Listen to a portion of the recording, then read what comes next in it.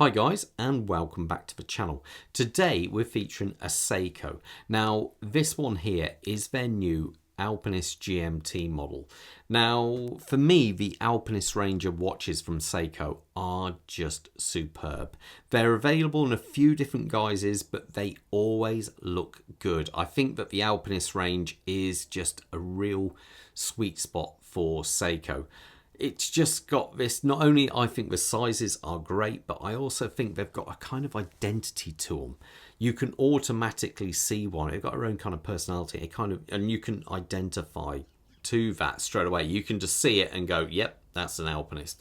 They always have kind of either interesting case or dials, textures, whatever. They always seem to have that kind of unique look about them, and this is no exception at all. But anyway, before we get too far into review, I've got to say a massive thank you to Ryan and the team over at Francis Gaye of Coventry for allowing me to review this watch. Great amount of stock. If you're around Coventry area in the UK, well worth popping in and seeing what they've got. If you're a bit further afield, well, don't worry, because I'll leave a link in the description below to their website. So anyway, let's talk sizes. We're talking 39.5 millimeters across. The thickness of the watch is 13.8 mil. The length from here to here is 46.3, and the strap size on this is 20 millimeters. Now, the dial, I think the dial looks great. I love this black glossy background to it there. I love the fact that you can see reflections of the hands as they move around the dial. It's just got this real inky, kind of really rich gloss texture, smoothness to it, I should say. And then you have these applied hour markers here. Now, they're not polished or anything. They look like they've been sandblasted, but it contrasts really well against the dial. The hands themselves have been polished, this kind of cathedral style hand. You have plenty of lume in the hands, all of the hands, and the dots going around the side here. The lume is very good, but I would expect nothing less from Seiko. They do a very good lume. There's no ifs or buts about that one.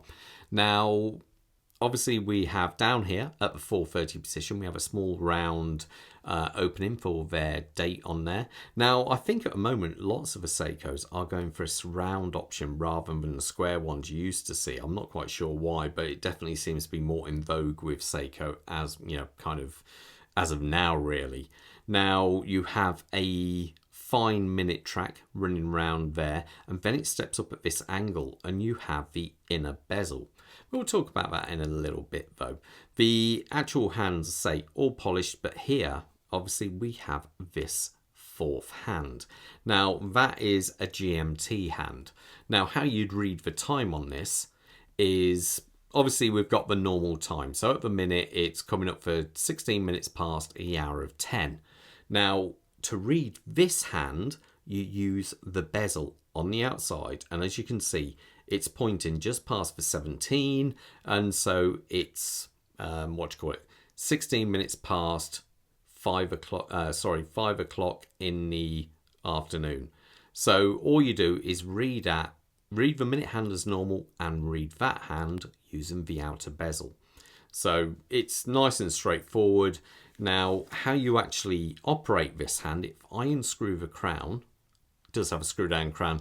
The water resistant level on this, as you can see down there, is 200 meters. If I pull it out, at the moment, I've just screwed it out, so that's hand wind. So you can hear that. Pull it out one more click. Now this should be date set.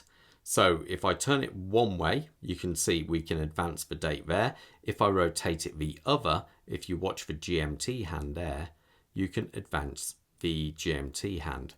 So that's how you advance that. So all you do is set the minute up first, and then you can rotate that and you're all good to go. If you pull it out one step further, obviously you go into hand full normal time set mode there. And you get the hacking feature there. Now screw that back in. There we go, and it's back. Now, the other part of the dial. Being that this is an Alpinist here, we have this inner rotating bezel with the north, south, east compass indicators on there. Now, to operate that, you turn this crown here. This doesn't screw down or anything like that. So I dare say, you know, I'm no expert on this, but I would figure out which way north is. You can do that with the sun and setting the hour hands. And then I suppose you can always set that on there. So if you know straight ahead is that, you can work it out. Don't claim to be extremely knowledgeable on that, but there you go. The actual action, though, is a tiny, tiny little bit of play before it clicks in there. But there you go. It's very smooth, very, very easy to operate. Now, as we come past all that, should also mention that the applied Seiko mark there is very good. I do like the GMT part being in red there to match the GMT hand. I think it has a nice little touch. So anyway, as we come out, this crystal here, sapphire crystal, it does have AR coating, but that is on the inside. So many of you will prefer that because that means you can't scratch it on the outside at all. And it is domed. It looks to be, yeah, it should be double domed, I believe, because you do get that slight magnification as you look in, but you just got a very subtle dome. It is quite nicely done. Now, the bezel itself, obviously this is a fixed bezel and won't rotate, so that means you can only select 2 time zones on this one. If it was rotatable, then you could always do 3. So there you go on that. But it is quite nicely done. I like this radial brushing going around, and then on the outer edge it is polished. Now the actual case sides on this, I always like Alpinist case. They're slim and elegant. I like this little break up here. Very highly polished, looks great. You have vertical brushwork going on there. And overall, I really like the kind of feel of Alpinists. They just work well. Obviously, as I've said, screw down crown air. They're not signed in any way, shape or form, but they just look superb. Now, as we come round to the back of this, we have the nice kind of, that is the movement in this is the 6R54. Now, you're getting 72 hours of power reserve on that and 24 joules. Generally, they're pretty good, but they are Seiko, so you can be a little bit hit and miss when it comes to accuracy. Unfortunately, I did put this one on the time grapher and it wasn't coming out well at all. I did demagnetize it a good few times, move the hands around, but it wasn't quite right. But unfortunately, it does. Seiko do say their specs are -15 plus 25, so unfortunately this one is just in on that spec level. But to be fair, it could calm down, or you can always get them regulated. So when these are regulated, they tend to be pretty good.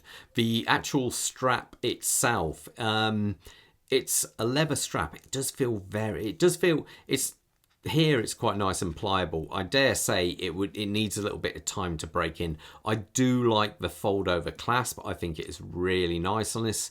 How you actually set it up, you have some buttons here and that releases, and then you can actually take the pin out there.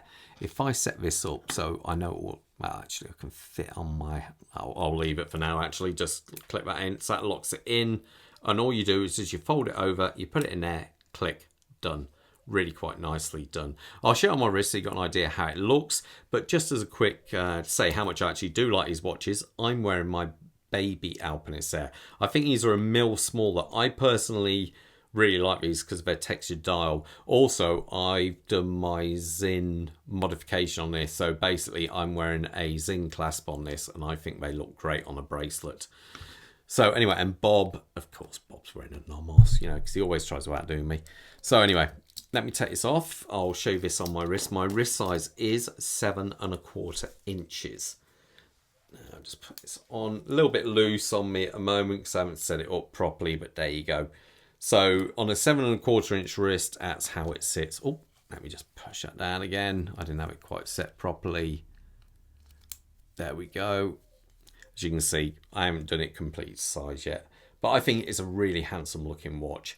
The Alpinists, yeah, they're just generally good looking watches, all of them. But anyway, guys, I'm going to leave you to it. Any questions, leave them in the comments below. I'll always try and get back to you. Sorry if I'm being a bit late on getting back to comments, but I've got so much university work going on at the moment. I'm a bit snowed under.